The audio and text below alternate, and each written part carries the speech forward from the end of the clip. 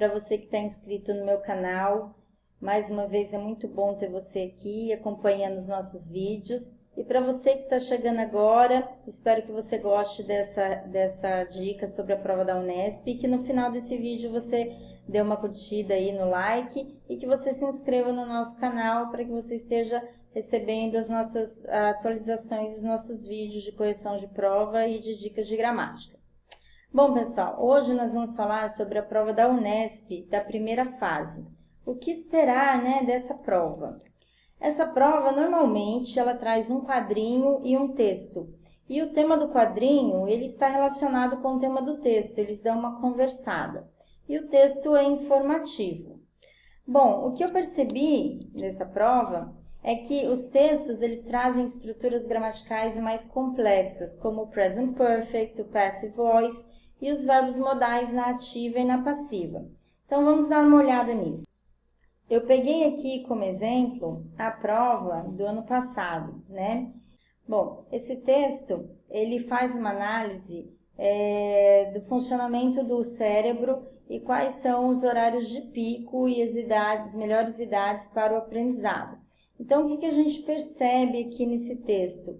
É aquilo que eu falei para vocês, né? Olha só, a presença de muitas estruturas, ó, vou sublinhar aqui. Então, olha só, o que a gente percebe aqui? A gente percebe a presença, né, de tempo do present perfect. New research has shown that certain times of the day are best for completing specific tasks. Então, seguindo um pouquinho mais aqui abaixo, vamos dar uma olhada. Tá vendo? Aqui nós temos, por exemplo, o uso de modais. Fatigue may actually boost our creative abilities. Já aqui embaixo, nós temos a estrutura de voz passiva, tá vendo? Ó? 428 students were asked to solve a series of 2 types of problems. Aqui de novo a estrutura do present perfect, né? Então, science has long held that fluid intelligence. De novo aqui, ó, a gente encontra a voz passiva, né, sendo usada com verbos modais. On average, people can be divided into 2 distinct groups. Aqui, ó, a gente tem a estrutura do present perfect continuous, né? Dentro de uma sentença de condicional. Então, ele coloca lá, vamos dar uma olhada. Ó, if being a morning or evening person has been working for you the majority of your life. Então, has been working, nós temos aí o present perfect. E também, mais uma vez aí, o it may, né? May be best to not fix what's not broken. Então, eu acho que os textos da Unesp, eles são textos um pouco mais sofisticados, eles trazem uma linguagem um pouco mais difícil. E é preciso que o aluno tenha um bom conhecimento aí dos tempos verbais, principalmente do uso do present perfect, porque a maioria dos alunos tendem a traduzir o present perfect como tenho sido, tenho feito, e nem sempre essa tradução cabe aí dentro daquilo que o texto traz e acaba confundindo o aluno na hora de realizar a prova. Então, por exemplo, aqui no começo, né, nessa sentença aqui, new research has shown that certain times of the day are best for completing specific tasks. Qual que seria a tradução do present perfect aqui, né? Então, novas pesquisas mostram, não tem mostrado, né? Novas pesquisas mostram que determinados tempos, horas do dia, né, são melhores para completar tarefas específicas. Então, é muito importante, aluno, que você consiga entender bem qual é a função do present perfect, porque às vezes ele vai ter tradução de presente e às vezes ele vai ter tradução de passado. Nem sempre essa tradução do tem mostrado, tem sido, tem feito, vai funcionar bem quando você lê um texto. Bem, normalmente a prova, ela traz aí 3 questões de gramática e 7 questões de interpretação de texto. Normalmente, 3 em inglês e 4 em português, o que ajuda bastante aí aqueles alunos que não têm um nível muito bom do idioma. Agora a questão é como fazer essas questões, né? Como resolver essas questões. Eu sempre falo muito para os meus alunos que cognato é tudo na vida de quem não sabe muito do idioma. Por quê? Porque existem sim os false friends, que são os falsos cognatos, mas eles são 10% do vocabulário de cognatos. Então, pessoal, 90% das vezes aquilo que parece é. Então, se você tem poucas ferramentas, se você conhece pouco o idioma, o melhor que você tem a fazer é trabalhar realmente baseando-se nos cognatos. Vamos dar uma olhadinha agora nas questões de gramática. Então, olha só. Eu peguei como exemplo a prova do ano passado, né, que ela está mais atual, mais fresquinha. Você tem aí uma tirinha com 3 quadradinhos e eles estão conversando sobre um assunto. E aí, o que acontece? Em uma dos speech bubbles, né, da caixa de diálogo, tá faltando ali um pedaço. E ele vem cobrando justamente que o aluno preencha esse pedaço. Aqui a gente tem uma estrutura de if clause, né? If I wasn't your friend. Então, aqui já caracteriza pelo segundo condicional. E aí, quando nós vamos lá para a questão 22, né?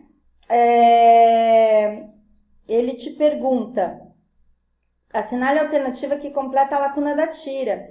Então, a gente sabe que quando nós temos aí o segundo condicional, nós vamos ter uma combinação de passado simples com o would. Então, a alternativa correta aqui é a alternativa E. Eu percebi também, ao longo desses anos, que além de trabalhar com essa parte de condicionais, eles trabalham muito com a questão dos verbos modais. Então, vale a pena você dar uma revisada aí nos verbos modais também.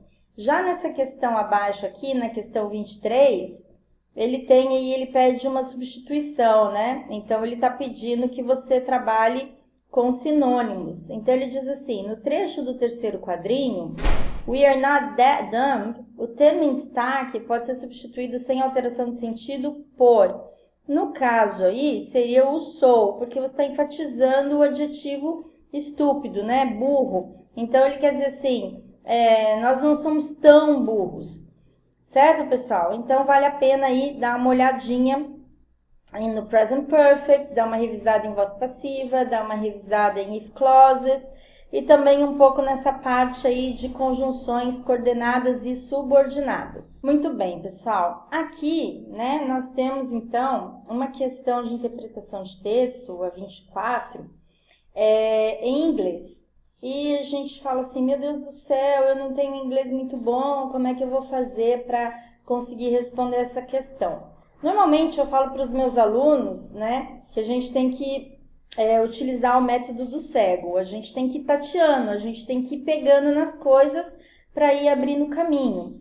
Então, o que a gente normalmente faz? Primeiro, não é para ler o texto todo, porque a gente tem a tendência de ficar traduzindo aquilo que a gente está lendo. E aí, o que acontece? Você perde muito tempo fazendo tradução. Então, primeiro, vai lá na questão, identifica onde é que está a informação que ele está pedindo. Então, aqui no caso da 24, ele fala assim, ó, according to the first and second paragraphs, the brain performance peaks in late morning because. Então, o que você tem que fazer, aluno?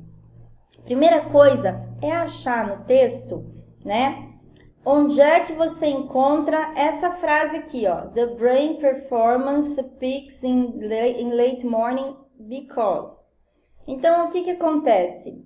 Tem que achar no texto onde essa frase se encaixa. Então, se a gente for andando aqui no texto, ó, vamos procurando lá. Eu tenho que achar alguma coisa com late morning, né? Então, vamos caminhando. Aqui, achei. Então, olha só. Vamos ver, mais ou menos, o que acontece. Olha o que ele diz. Science suggests that the best time for our natural peak... Então, já achei a palavra peak aqui, ó. Peaks in late morning. Então, our natural peak productivity is late morning. Muito bem. Já achei a questão. Agora, vamos ver o que vem depois, porque normalmente... A oração que vem depois explica a primeira, principalmente porque você tem aí um parágrafo e a gente sabe que a primeira oração do parágrafo vai ser a sentença principal e sobre a que o parágrafo vai falar. Então, continuando aqui, ó, our body temperatures started to rise just before we wake up in the morning and continue to increase through midday. Então, o que a gente pode fazer? Vamos dar uma procurada aqui, ó. Então, eu já tenho lá, the brain performance peaks in late morning because body temperature gets higher at this time of the day. Opa! Body temperatures start to rise. Então, rise é aumentar, higher é mais alta, tem a ver. Separamos essa aí. Specific tasks stimulate the brain? Não está falando isso aqui. Most people wake up quite early? Também não. It's easier to solve problems in the morning than at midday? Não fala isso aqui. Certo? E human natural rhythm reaches a steady level? Muito menos. Então, pessoal, sem dúvida nenhuma, que a nossa alternativa correta é a alternativa A. Então, quando a gente não tem muitas ferramentas, o mais correto é a gente procurando no texto, certo? Aquilo que é mais parecido com as alternativas que nós temos. E aqui nós encontramos isso, tá vendo? Porque, na verdade, essa oração aqui, ela nada mais é do que uma paráfrase da resposta na alternativa A. Vamos dar uma olhadinha agora quando a questão for em português. Como é que a gente vai fazer? Bom, vamos lá então. Na questão 28, que é uma questão em português, ele diz assim, de acordo com o terceiro parágrafo, o estudo de 2015. Então, eu tenho lá as alternativas. Vamos ler as alternativas. Confirma que o vocabulário das pessoas se desenvolve até cerca dos 60 anos de idade. Depois, infere que o processo de elaboração da inteligência emocional dura a vida toda.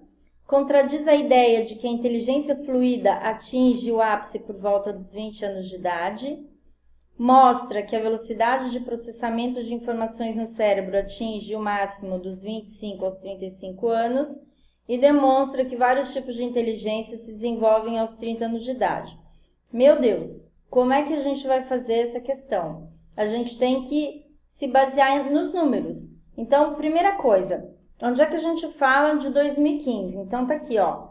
However, a 215 study revealed that peak brain age is far more complicated than previously believed and concluded that there are about 30 subsets of intelligence, all of which peak at different ages for different people. Então, o que acontece? Então, vamos olhando lá a informação. Primeira coisa, A. Confirma que o vocabulário das pessoas se desenvolve até cerca de 60 anos de idade. Onde é que está isso? Está aqui, ó, 60 anos ou 70. Então, ele fala assim, ó, vamos lá, vamos usar os cognatos. O estudo sugere que o vocabulário pode chegar no seu pico por volta dos 60 e 70 anos. Muito bem, olha só. Qual é o verbo que ele usa aqui? É sugere.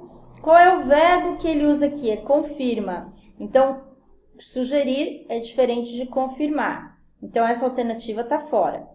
Vamos ver a B. Infere que o processo de elaboração da inteligência emocional dura a vida inteira. Então, vamos dar uma olhadinha aqui, onde é que a gente acha essa questão aqui de inteligência emocional. Então, vamos lá. Então, eu tenho aqui Fluid Intelligence, aqui não fala nada de emocional. Vamos dar uma olhadinha, vamos procurando aqui, procurando. É bem assim que você tem que fazer mesmo. Aí chega aqui, ó. The ability to evaluate other people's emotional states peaked much later in the 40s or 50s. Então, o que acontece aqui? Infere que o processo de elaboração da inteligência dura a vida toda. Vamos pelos cognatos. A habilidade de avaliar o estado emocional das pessoas tem o seu pico muito mais tarde, lá pelo final dos 40 e 50. Não é a vida inteira. Então, essa aí também já já a gente descarta. Depois, contradiz a ideia de que a inteligência fluida atinge o ápice por volta dos 20 anos de idade. Então, a gente tem que achar lá as palavras inteligência, fluida, 20 anos, tá bem aqui no comecinho, ó. Então, vamos lá. Idade que o cérebro tá na condição do pico, inteligência fluida, habilidade de pensar rapidamente e de lembrar informações, tem o seu pico por volta dos 20 anos. Então, ele começa o parágrafo afirmando isso. Aí, o que acontece? Logo em seguida, quando ele vai mencionar o estudo, ele usa o quê? O however. O que é however? Ele é uma conjunção coordenada adversativa, é o porém, entretanto. Então, aqui ele diz, entretanto, um estudo revelou que o pico é muito mais complicado do que previamente se acreditava. Então, a alternativa C, no caso aqui, é a correta, porque ele o estudo contradiz aquilo que ele começa afirmando no texto, que, na verdade, é o assunto do parágrafo todo. Então, quando você entende que a primeira oração num parágrafo é a oração que vai ser defendida ao longo dele, né, que é a oração da argumentação, fica mais fácil para você. Bom, espero ter ajudado você aí com essas dicas e aguarde nosso próximo vídeo que eu vou fazer sobre a prova da Unicamp. Muito obrigada e até a próxima!